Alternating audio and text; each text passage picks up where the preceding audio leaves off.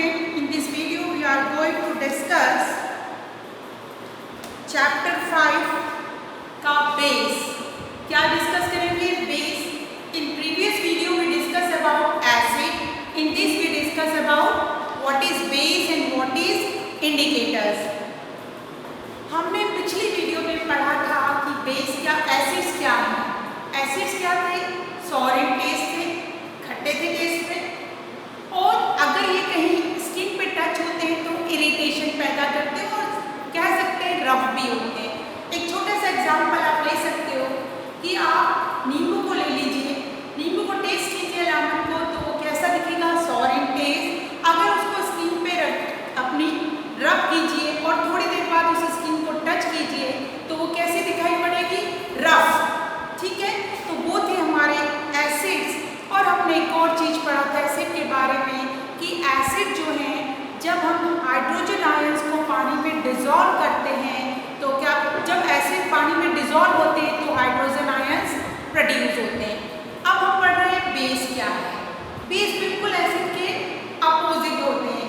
Bases are the substance which are sour in taste. वो substance है जो base are the substance that are bitter in taste. वो substance जो bitter होते हैं, कड़वे होते हैं टेस्ट में, एंड सॉफ्टी टू टच. और जब हम उनको हाथ लगाएं तो कैसे होते हैं? चिकने होते हैं. एग्जाम्पल मैं दे सकती हूँ बेस का. आपके घर पे यूज होने वाला साबुन, अगर गलती से कभी आप उसको टेस्ट करके देखिएगा तो उसका टेस्ट कड़वा होगा, और उसको टच करके देखेंगे तो वो स्लिपरी होता है. कैसा होता है? टच में स्लिपरी होता है. जिस तरीके से एसिड फॉर्म हो रहे थे, एसिड जब पानी में डिसॉल्व हो रहे थे तो हाइड्रोजन आयन प्रोड्यूस हो रहा था, उसी तरीके से जब हम बेस को पानी में डिसॉल्व करते हैं तो हाइड्रो ऑक्साइड आयंस बनते हैं. कौन से आयंस बनते हैं? हाइड्रो ऑक्साइड आयंस बनते हैं.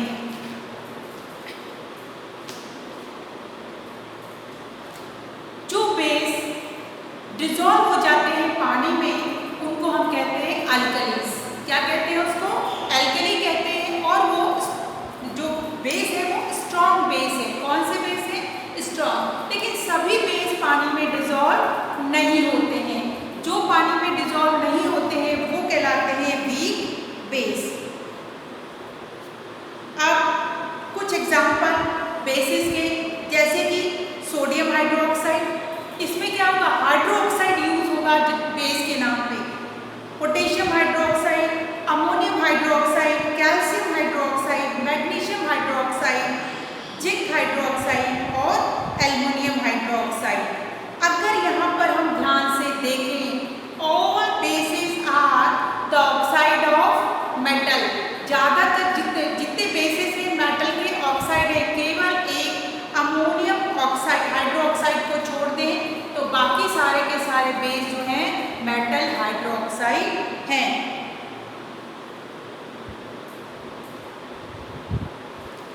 अब वीक बेस कौन से हैं? जो मैंने बेस अभी इतने सारे नाम लिए, उसमें से कैल्शियम हाइड्रोक्साइड और अमोनियम हाइड्रोक्साइड ऐसे बेस हैं जो पानी में डिसॉल्व नहीं होते हैं और इनको हम कहते हैं वीक बेस. अब बनता कैसे है? ठीक है ना.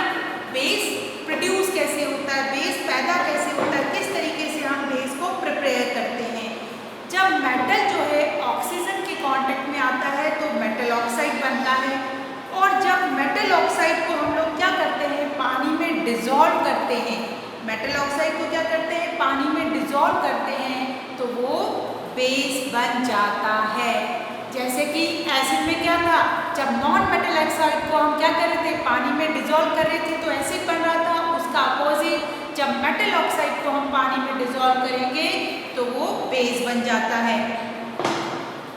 अब बेस आपने देखा होगा, कुछ बेस के नाम और उसके यूजेस. सबसे पहला बेस आपका है बेकिंग सोडा. आपने देखा होगा घरों में बेकिंग करने के लिए कई बार बहुत सारी ऐसी दालें होती है जो साबुत दालें होती है, उसको जल्दी से वो गल जाए उसके लिए आपकी मम्मा जो है वो सोडा डालती है, बेकिंग सोडा डालती हैं. तो वो बेकिंग सोडा क्या है? और इसी तरीके से बेकिंग सोडा क्या कर देता है? उसको सॉफ्ट कर देता है जिससे वो ईजिली क्या हो सके?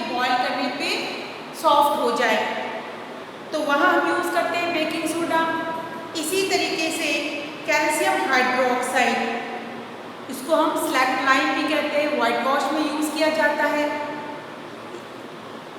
व्हाइट वॉशिंग करते हैं उसमें यूज़ होता है। और पानी को, जो गंदा पानी है उसको भी ट्रीट करने के लिए हम कैल्शियम हाइड्रोक्साइड का यूज़ करते हैं। सोडियम हाइड्रोक्साइड, सोडियम हाइड्रोक्साइड को हम ज़्यादातर क्या करते हैं, यूज़ करते हैं साबुन बनाने के लिए।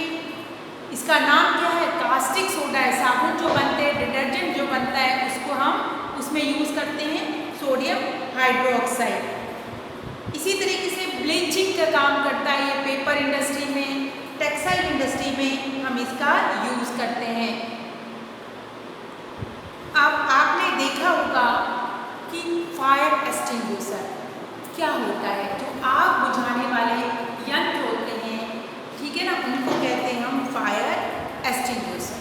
फायर एक्सटिंग्विशर में जो है सोडियम कार्बोनेट और सल्फ्यूरिक एसिड का यूज़ किया जाता है। फायर एक्सटिंग्विशर जो है सल्फ्यूरिक एसिड और सोडियम हाइड्रोकार्बोनेट का यूज़ किया जाता है। जब ये दोनों रिएक्ट करते हैं तो कार्बन डाइऑक्साइड प्रोड्यूस होती है, और कार्बन डाइऑक्साइड जो है वो फायर एक्सटिंग्विशर का काम करती है, आग को बुझाने का काम करती है।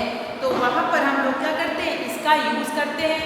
आपने देखा होगा सिलेंडर आते हैं, सिलेंडर के अंदर भरी हुई होती है सोडियम कार्बोनेट, और उसके साथ एक क्या लगा होता है, कांच की बॉटल लगी हुई होती है सिलेंडर के साथ, उसमें होता है सोडियम, उसमें होता है सल्फ्यूरिक एसिड।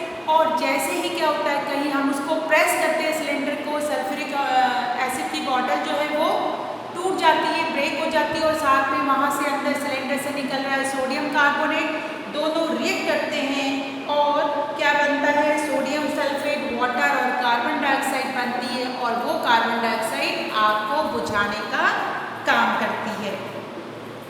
तो हमने पढ़ा एसिड और बेस, आज हमने पढ़ा base, bitter in taste, soapy in touch या स्लिपरी इन टच, ये क्या थी, बेस की कैरेक्टरिस्टिक थी।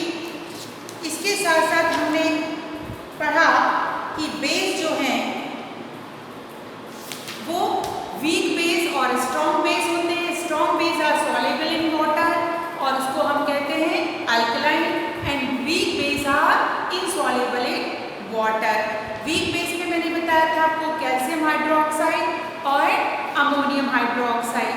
जनरली अगर अमोनियम हाइड्रोक्साइड को छोड़ दे तो जनरली जो बेस है वो मेटल हाइड्रोक्साइड होते हैं। Bases are metal hydroxide. अब कुछ बेसिस थे कि मैंने बताया था बेस प्रिपेयर कैसे होते हैं। मेटल हाइड्रोक्साइड को यदि हम वाटर में डिसॉल्व करते हैं तो बेस प्रिपेयर होते हैं। यूजेस था, यूजेस बताया, बेकिंग सोडा का यूज़ कहाँ होता है, बहुत सारी चीज़ें में, खमन, ढोकला, ये सारी चीज़ें में क्या करते हैं, बेकिंग सोडा हम लोग डालते हैं। जो भी चीज़ बेक करनी हो उसके अंदर हम क्या करते हैं, बेकिंग सोडा का यूज़ करते हैं। कैल्शियम हाइड्रोक्साइड हम व्हाइट वॉश वगैरह में यूज़ करते हैं। इसका अदर नाम है, क्या नाम है कैल्शियम हाइड्रोक्साइड का, स्लैक लाइन।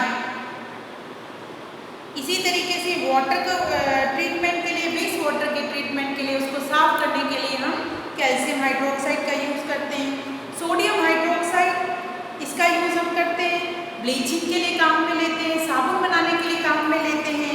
एक सोडियम कार्बोनेट बताया, सोडियम कार्बोनेट जो है वो रिएक्ट करता है सल्फ्यूरिक एसिड से और एज ए फायर एक्सटिंग्विशर का काम करता है, CO2 देता है।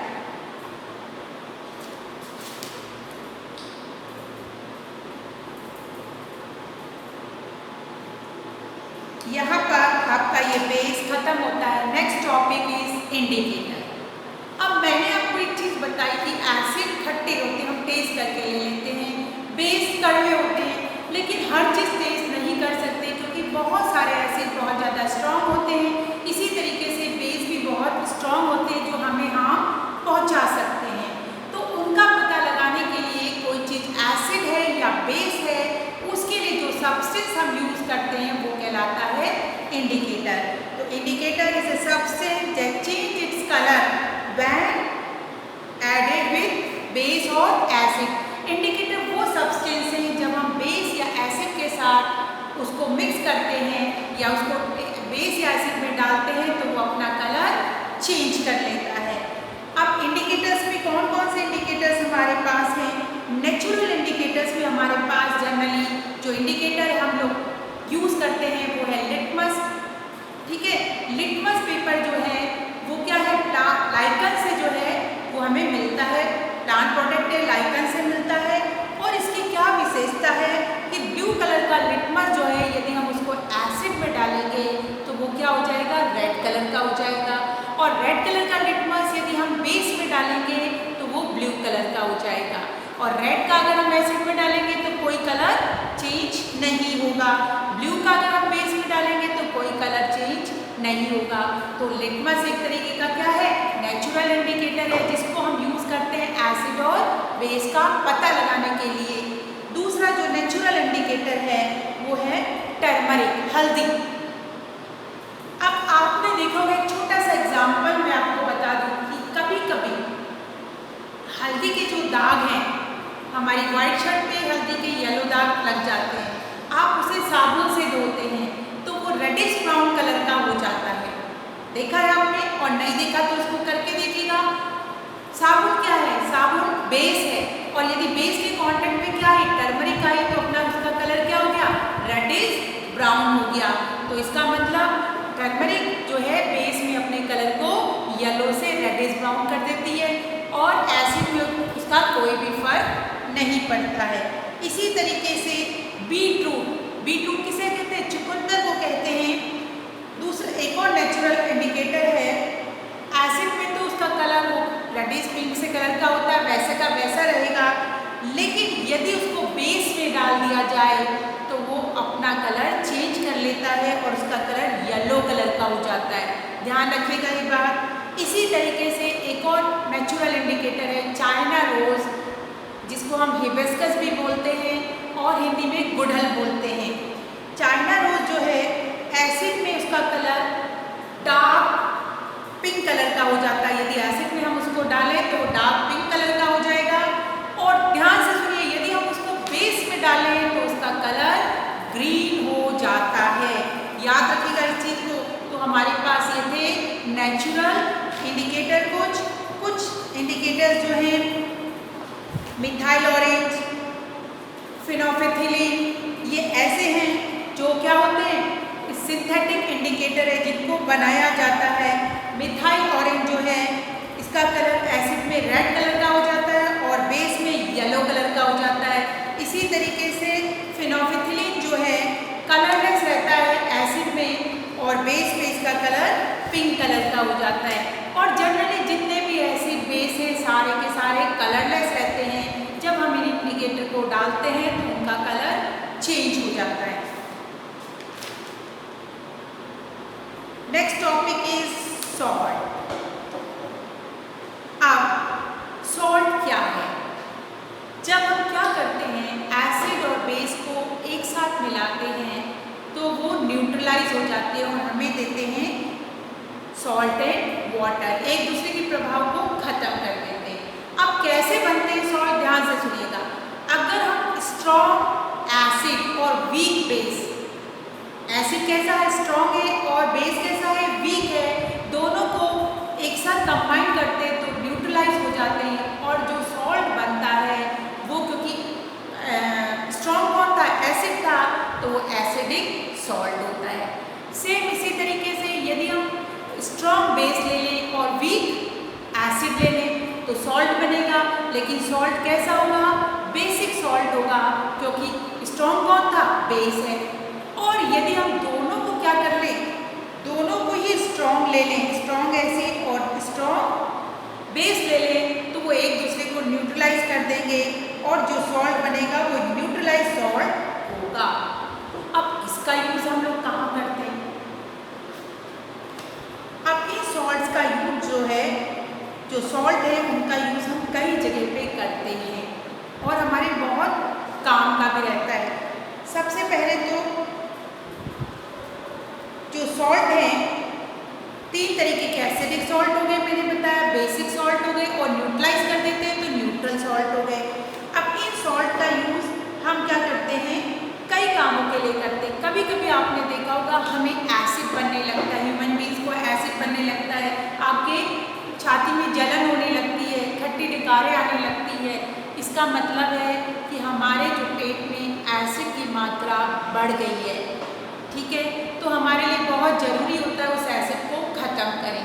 उसके लिए हम क्या कर सकते हैं, मिल्क ऑफ मैग्नीशिया, ठीक है, वो क्या है, एंटासिड है, मतलब बेसिक है वो, उसको हम पी लेते हैं, वो दवाई पी लेते हैं। उससे क्या होगा, एसिड जो है अपना प्रभाव, एसिड और बेस मिलकर न्यूट्रलाइज हो जाएंगे और हमारी जो एसिडिटी हो रही थी, जलन हो रही थी, वो खत्म हो जाएगी। इसी तरीके से कई बार क्या होता है, बहुत ज़्यादा फर्टिलाइज़र वगैरह यूज़ करने की वजह से जो धरती है, सॉइल है, वो क्या हो जाती है, एसिडिक हो जाती है।